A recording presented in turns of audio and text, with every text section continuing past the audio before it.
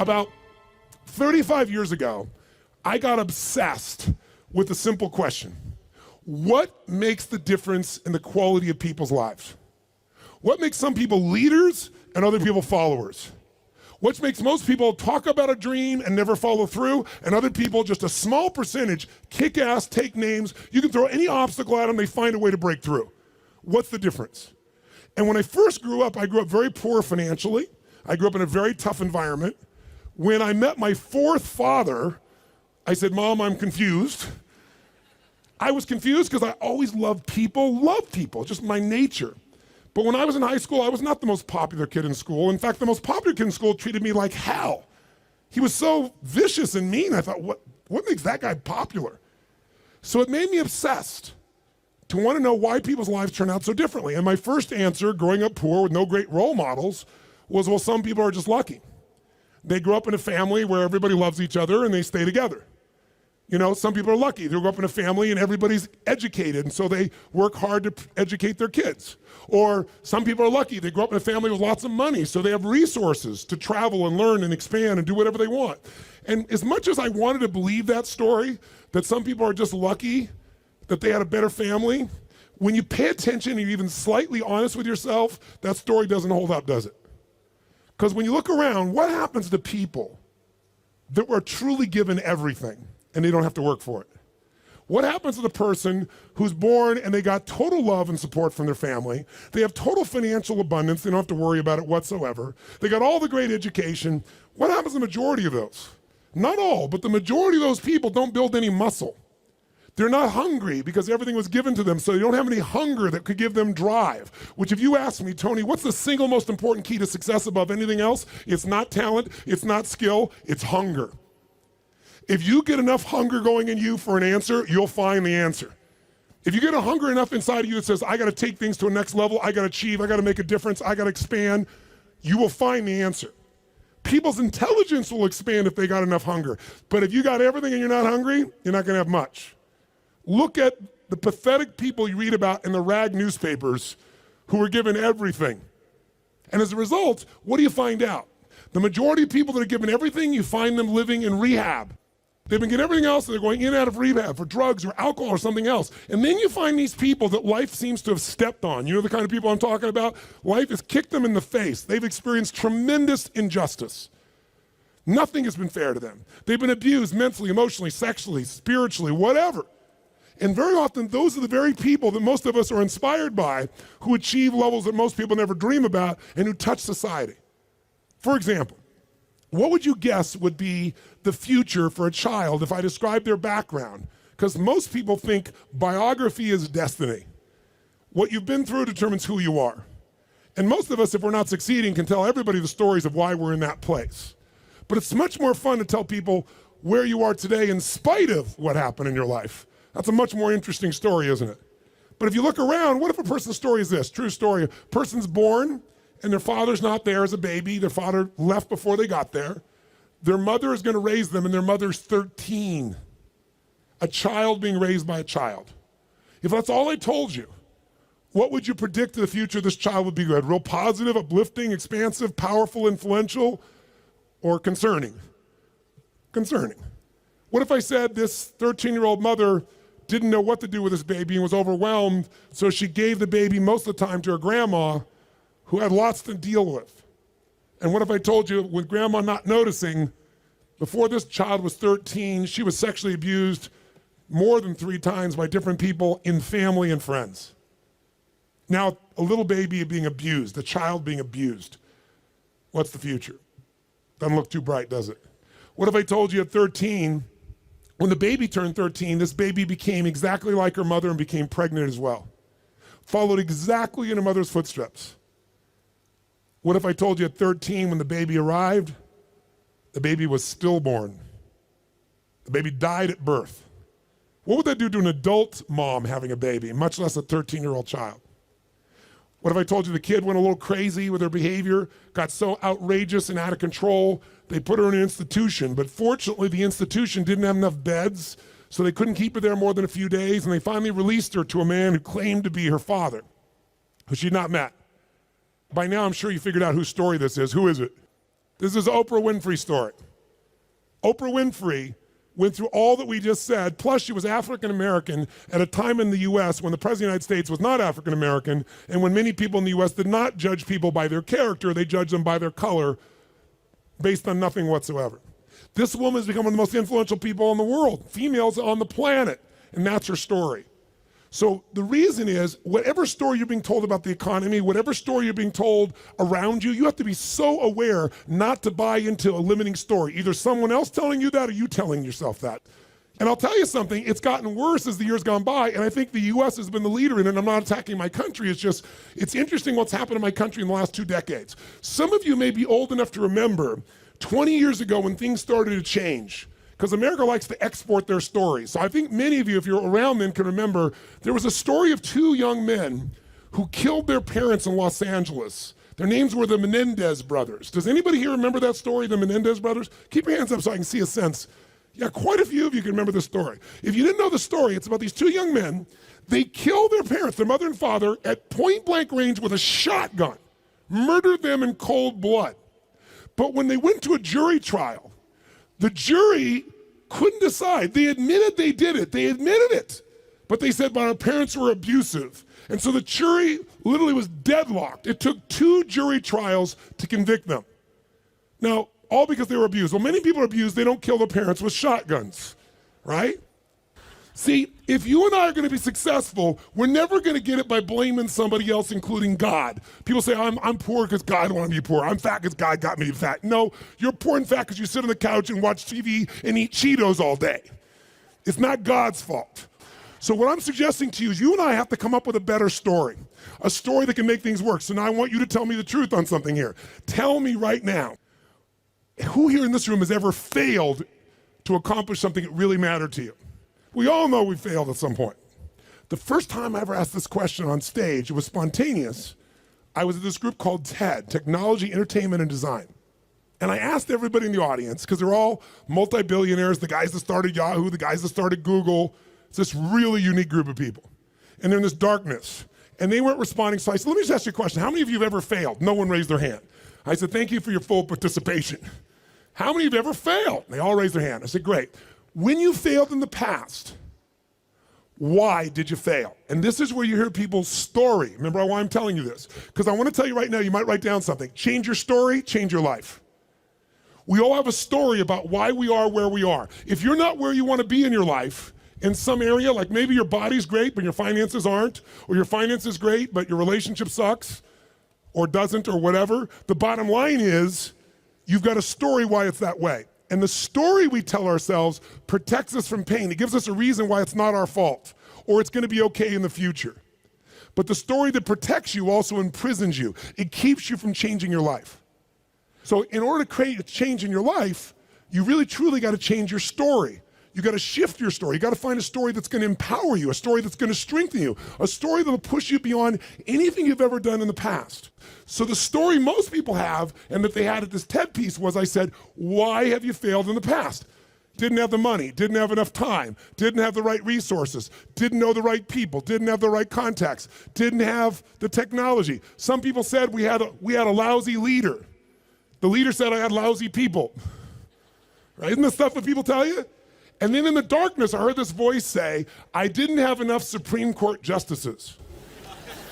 And I looked into the dark room down there in the front row, and it's Vice President Al Gore, who lost to George Bush, and the whole crowd, I was in Northern California, and it was a Democratic crowd, so they all stood up and cheered like crazy. And when they're done cheering, I just stood there and I said, that's one way to explain why you didn't become President of the United States. You didn't have enough Supreme Court justices. But I might suggest there might be a different reason, and everybody was like quiet, going, what's he gonna say? And I said, let's look at everybody else first. Those of you who told me you don't have the money, you don't have the time, you don't have the education, you didn't have the right people, didn't have the right skills, didn't have the right technology, you didn't have the right Supreme Court justices, or enough of them. I would submit to you, you've all told me the reason you failed is you didn't have the resources. Time is a resource, money is a resource, technology is a resource, knowing the right people is a resource. And I said to the audience, here's my experience working with the most successful people on the face of the planet, athletes, presidents of the United States, multi-billionaires. Here's what I know from them. Resources are never the real problem. A lack of resourcefulness is the real problem. I'll say it again. Lacking the resources is not the problem. Lacking resourcefulness is the real problem. What I mean by that is very simple. The ultimate resource is human emotion. What starts wars? Is it logic? Hell no, it's emotion. What makes you get married or get divorced? It's emotion. What will make you stay up all night, work to build your business? Emotion. What will make you give up? Emotion. If you don't master your emotion, if you don't become resourceful, then you're gonna think the problem is resources. Because I'm here to tell you, every great person I know didn't have the resources, but they got them because they're resourceful. And what that means is, if you're creative enough, creativity is an emotional resource, can you find an answer to the problem, yes or no? If you're determined enough, can you find the money that you don't have? Can you find it, yes or no? If you care enough and get other people to care with you, can you get them to help you, yes or no? If you are bold enough, if you're strong enough, if you're disciplined enough, can you get yourself to do things other people cannot find a way to do, yes or no? See, the ultimate resource is resourcefulness. And I tell you that, my friends, because I grew up with no resources, but I became very resourceful, and that's why I have the privilege to be with you today. And I said, so are you, Mr. Vice President? I watched you speak last night, and the previous night he'd spoken to this Who's Who crowd, and he had spoken on the inconvenient truth. And it was the first time he did that speech that they made into a movie. And he was so passionate. And you never saw him passionate, but he was passionate. He grabbed everybody. People liked him, people didn't like him. I said, listen, let me tell you something. You said you didn't have enough Supreme Court justices? Here's the truth. I watched the debate with you and Bush. I wanted to vote for you, but I couldn't. There wasn't any energy. There was just ego there. I said, I watched those debates. I said, if the guy that was up here last night was the guy in those debates, you wouldn't need the Supreme Court justices. And the whole crowd went berserk. They started clapping, standing ovation, and he came over and gave me a little high five and said, you're right. And we became good friends out of it. And people came to me afterwards, the guys from Kleiner Perkins, multi-billionaires, they took me to dinner and they go, we've all been thinking that. No one would ever say that. How could you say that publicly? I said, because it's the truth. They go, yeah, but no one said it. And guess what?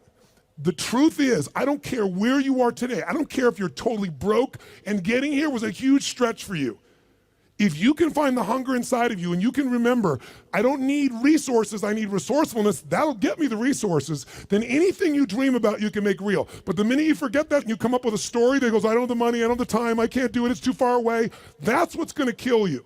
Change your story, change your life. And we all have a story because we're afraid, all of us, to fail. We're afraid to not look good. We're afraid to be disappointed. We're afraid to get our hopes up. But the only way that you get courage, courage means you're afraid, but you do it anyway. It's not courage if you're not scared. And so there's gonna be people talking here the next few days or today that they're gonna give you some great strategies. Whether you do it or not is not gonna be based on your ability. What you're capable of is amazing. What most people will do is disappointing. And it has nothing to do with the content of what needs to be done. It's everything to do with the mastery of your own states. So here's what I believe. My passion is not just get up and talk. My passion is get people to rewire themselves.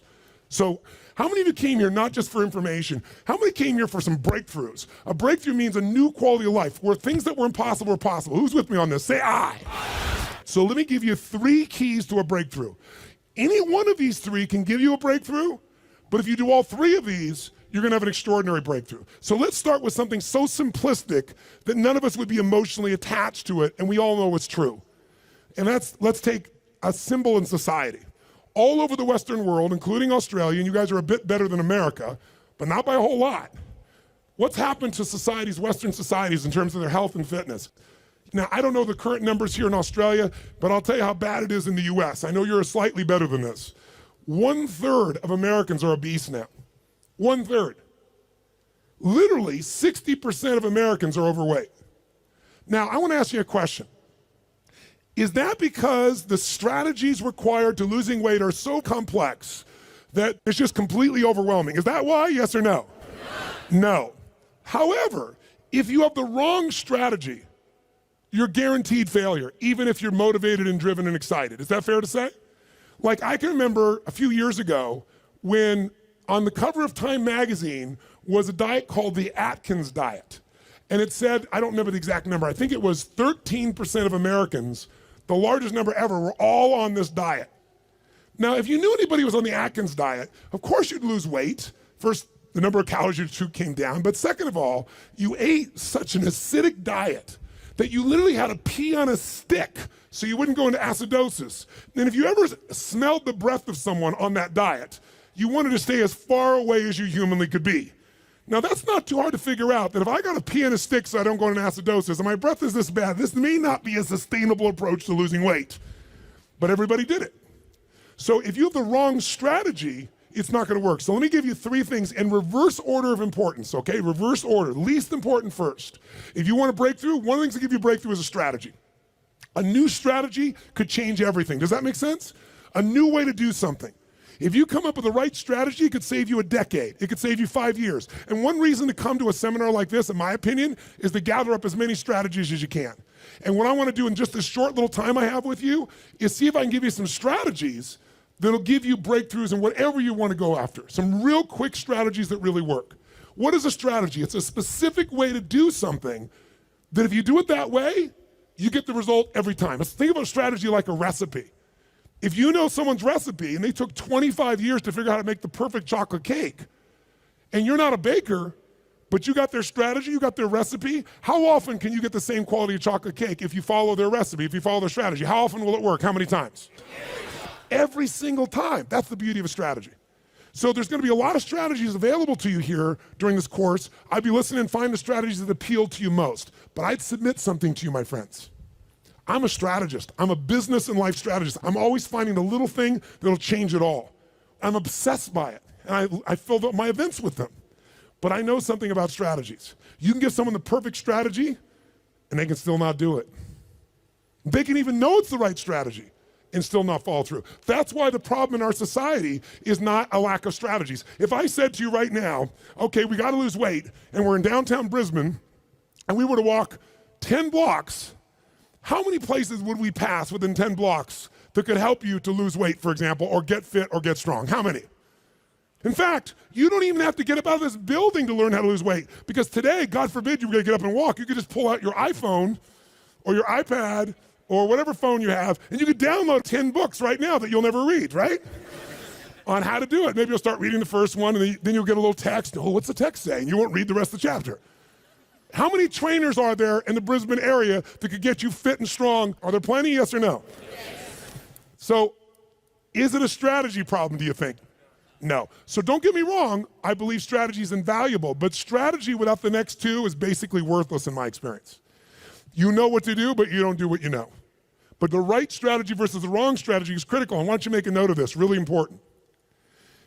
You have to do the right thing at the right time. I'll give you an example of my country. Buying a house, right thing to do. In my country, 2007, wrong time. If you bought a house in the United States in 2007, right now you're upside down anywhere from 30 to 70%. 70, in places like Las Vegas, they're down 70%. I have a friend that had a $10 million home, just sold for $3 million. That's why, my friends, I'm a student of seasons. That's why you have to understand and become so incredibly bright and aware as to what's really going on. So when someone tells you the strategy, you go, is that really right now? Because they'll show you a strategy that worked. The question is it working now? You want someone who's done it and is doing it. People go all the time and they go see someone, let's say a really nice stockbroker who then tells them what to do with their finances, but you got more money than he does. That ought to be a clue he's not the person to talk to. People go to psychiatrists all the time that are taking antidepressants for their depression, and they wonder why they don't get better.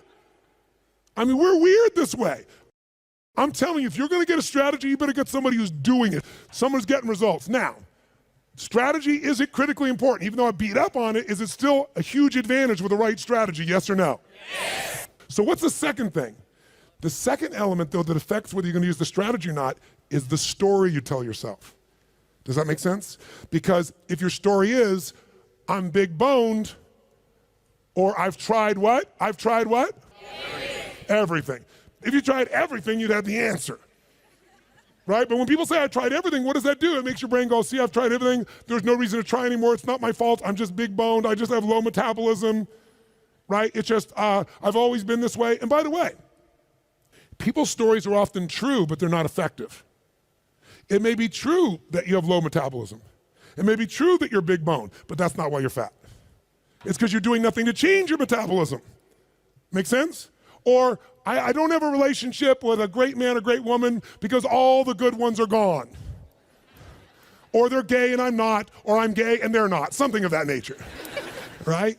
Isn't that a common story people tell themselves? And what does the story do? It kills your hunger, it kills your drive, it gives you a reason not to face the discomfort.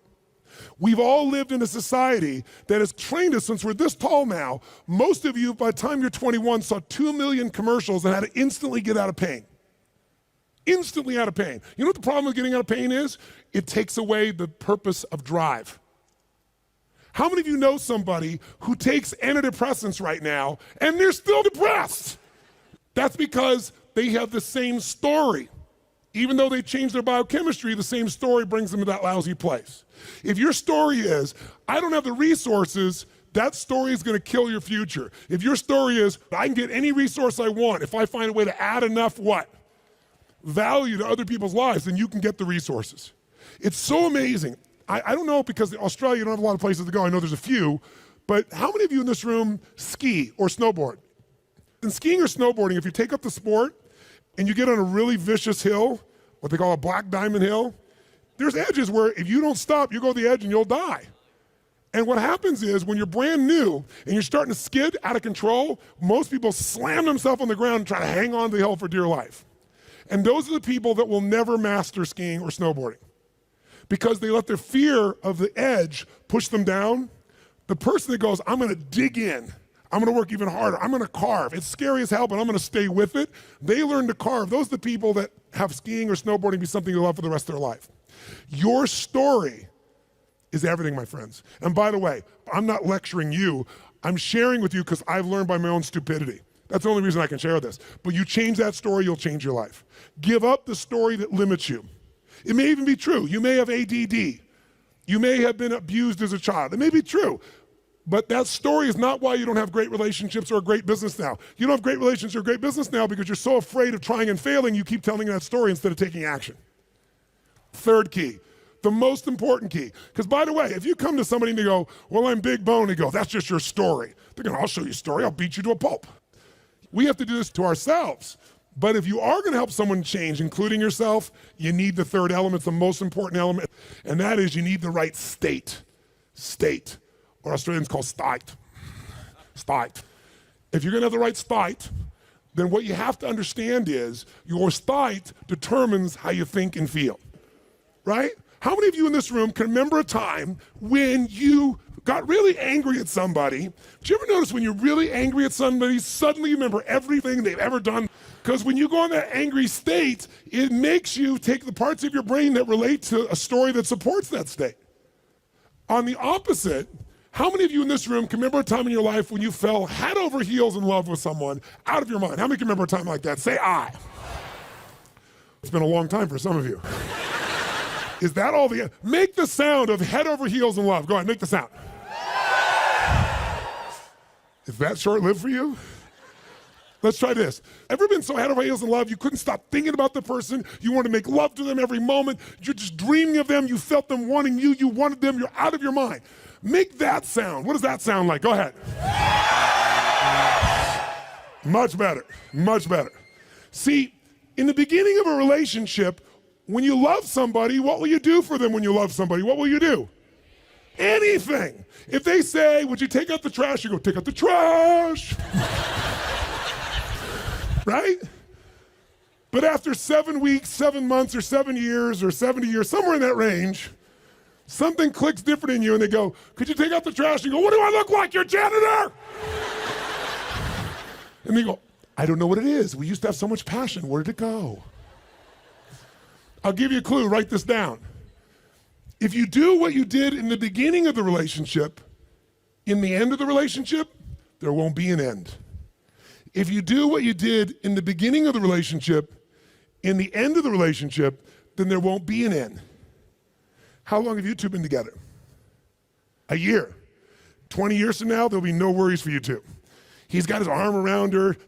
They're snuggling, they're connected. They're in the middle of the seminar learning and they're totally connected. Do what you did in the beginning of the relationship, at the end of the relationship, there won't be an end. It's so simple. That's the difference in state, isn't it? Because when you go in a different state, you come up with a different story about your partner and then you use different strategies that aren't very good. If you're in a great state, great story, great strategies, you tend to maximize. Is this helpful? So tell me, which one of the three here do you think is the one that can screw things up the fastest and can mess things up the most? Which one of these three? Tell me. Story is the one that will sustain the problem. The one that can change everything the fastest is the state. The strategy is useful, don't get me wrong. I live for them. I mean, I can tell you some strategies in business. I've taken companies, I buy them for next to nothing and turn them around, make millions of dollars, just using a couple of little strategies. Some of you will come to my business mastery program, you'll see. I tell people on day one of my business mastery, you come, if today, the first day is not worth a minimum of $1 million to you, day one, $1 million minimum, then I'll give you all your money back, plus you get to keep everything you got on day one. It's only a 4-day program. My clients are like multi-billion-dollar companies. We've helped turn around HomeX, the largest home builder, to give you an idea, in Mexico. They credit us in the last 2 years to $750 million of increases from what I did with them. That's their words, not mine. Or taking a chiropractor who's got 3 people and doubling his business in 6 months. I've done that with strategies. Simple business strategies where if you don't know the strategy, ignorance is not bliss, ignorance is poverty, ignorance is pain. And the way I got those strategies is I'm willing to fly anywhere, do anything, spend any amount of money because I knew the value of the strategy. But all that still would have been worthless if I didn't apply it. What got me to apply it was the right story in the right state. If you want to change your story, first thing you got to do is change your state. Does this make sense, yes or no? So now, let's take a look at you and what you want. If you and I want to say, why do people's lives turn out differently than other people? We can come up with one word and I can show you where it is. Decisions. Write down decisions, not conditions, determine my destiny. Decisions, not conditions, determine my destiny. If you look at your life and you look back on it over the last 10 or 15 years, I'd be willing to bet there have been some decisions that if you would have made a different decision, your life would be radically different today. Your relationships or your income or your happiness or your body weight. Everybody's got a story about how the condition affected them. But I can take you 2 people that went through the same conditions, and one person comes back from war and they kill themselves or other people, and somebody else comes back and they spend all their life working for peace. I can find 2 people that were abused as a child. One of them lives totally inside themselves, feeling sorry for themselves. The other one becomes somebody who has an incredibly passionate relationship because they're never gonna let anybody hurt who they love. Same conditions, different decisions. So when the economy that you're going through right now, it doesn't matter what the season of your economy is. What matters is the decisions you're gonna make. And let me give you the 3 decisions you're making every moment you're alive, including in this moment. And you see if it's true or not. First decision you're making right now, in this moment, every moment of your life, is what to focus on. What to focus on totally affects your life. Think about it. Whatever you focus on, you're gonna feel, even if it's not true. If you're focusing on, oh my God, you know, the economy's gonna go to hell, when you focus on like that, you're gonna feel like hell, and your decisions are gonna be hang on to what you got. If you're focusing on, everybody's scared to death, this is a perfect time for me to find an ultimate advantage, because during times of maximum pessimism is when you can do the best. If that's your focus, you're gonna find a different set of opportunities. Focus equals feeling, focus equals direction, focus shapes everything. What's the problem though? Most of us don't control our focus, we let the world around us do it, don't we? If you're gonna turn on the television set, tell me something. What does the news always try to do to get our attention?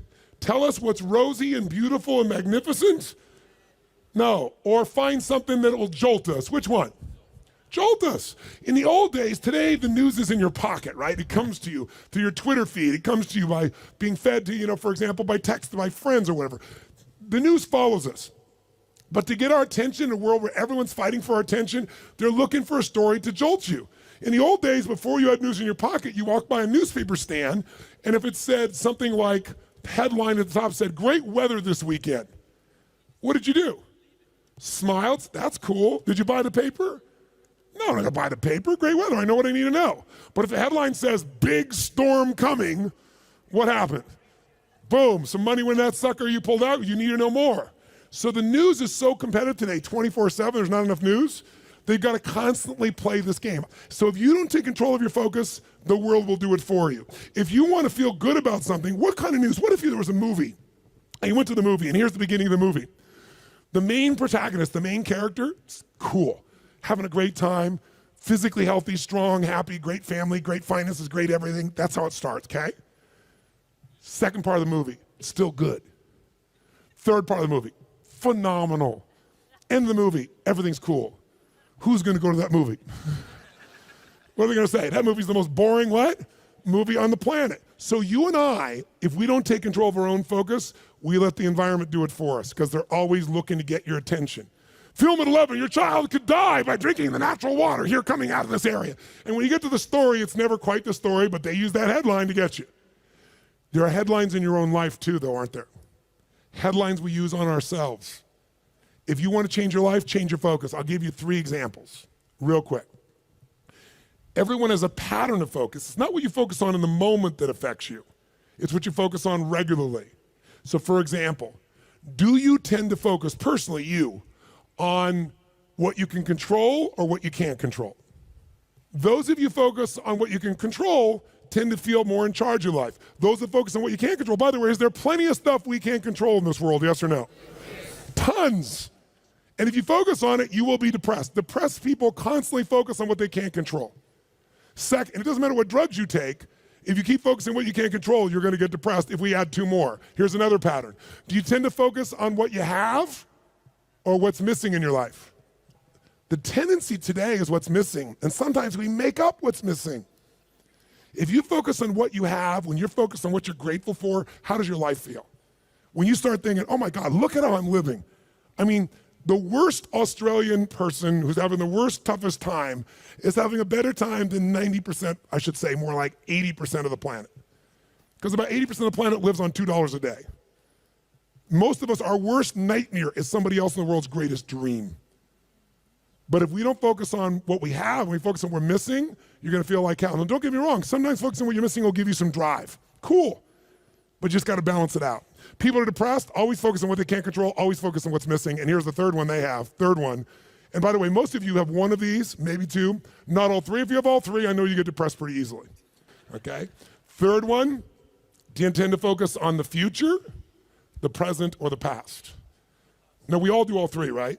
But which one do you tend to put more focus on, the future, the present, or the past? What is it for you? Just say it out loud, quick. Future. Now, in this room, you hear a lot of the future, which in my country is called future. And most of you came here because you're interested in the future, aren't you? Isn't that why you came here? That gives you an advantage, doesn't it? Because most people tend to look at the past. If you're focused on the past, since you can't control it, it's gonna probably, many times, lower your energy or even depress you. If you focus on the present, you'll probably be happier because the present moment's got more to it. A great business person looks at the future and the present, back and forth. A great happy human being tends to live in the present. A miserable human being tends to live in the past. Now, there's some exceptions. If your past is the best part of your life, you might want to spend more time there. But the problem is, if you're trying to drive yourself into the future and you're using a rearview mirror called the past, what's gonna happen, my friends? Tell me what's gonna happen. You're gonna crash. You're not gonna go backwards, you're gonna crash. Make sense? So these are just 3. I could give you so many more, and if you decide to come to the seminar, we're not just gonna tell you this, we're gonna work on it, but I wanna at least make you aware of it.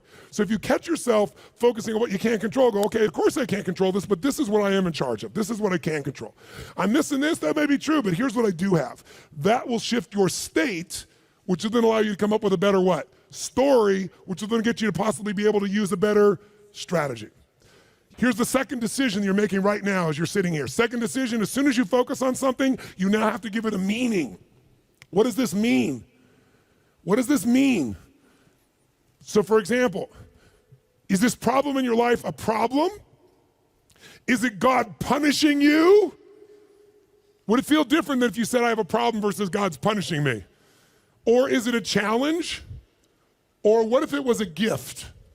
What if this problem was truly a gift? Would it change how you felt, the state you're in, the strategy you would find, versus if you thought this was a curse? You better believe it. And every moment we're making decisions once we focus on something on what it means. Were you just humiliating me? Were you teasing me? Or you're challenging me. Whichever one you come up with is going to change a very different relationship between you and I. And it's all what you make up in your head, the meaning you give it. Is this the end or the beginning?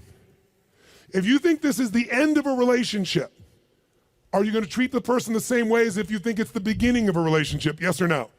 If you think this is the end of your career, the end of opportunities to invest versus the beginning of them, then your whole experience is different. If your economy really were to take a huge explosion and take a huge drop down, it would be one of the greatest opportunities of your life. The fact that it's no longer growing geometrically is an advantage to you, if you understand that. Because by the way, you make more money when things burn down than when they grow because they burn down faster. It takes years to build the towers in New York, burn them down in a couple hours. And if you're smart, you can know how to do well no matter what the economy is doing. That's really the skill set you got to master. But none of that will you get to unless you can come up with an empowering meaning from the situation. That's what makes somebody successful. What makes Oprah Oprah is she focused on what she could control. Oprah focused on what was possible, what was in the future, and how she could do something right now to make it happen. Oprah mastered meaning. She didn't say, I'm African American, I'm poor and I'm broke and I have no resources. She goes, I'm a tower of power and I'm gonna find a way to make this world change. Those belief systems got her, those states and beliefs, to the strategies that made her Oprah. Make sense? So the piece here is meaning. What does it mean? And then the third decision you're making right now, and again, when I say you're making it, be honest. You may not be making these decisions consciously. They may be being made in your unconscious just habitually because you're not paying attention. That's why you and I want to change our life. We got to wake up. So we decide what we focus on, we decide what things mean, and then the third decision, we decide what to do. What to do. Do I quit or move forward? Do I go interview this person and figure out what they know, or do I just go home and have lunch? Do I enroll in this course so I keep growing, or do I go home and say, let's just see how I do? Your decisions are going to be affected. Do I stay married or do I get divorced? Do I walk up to that person and say, I want to meet you, or do I just stay here and go, maybe it's not the right time? Your decisions of what to do are powerfully shaped by the emotions you were feeling, and the emotions came from the meaning.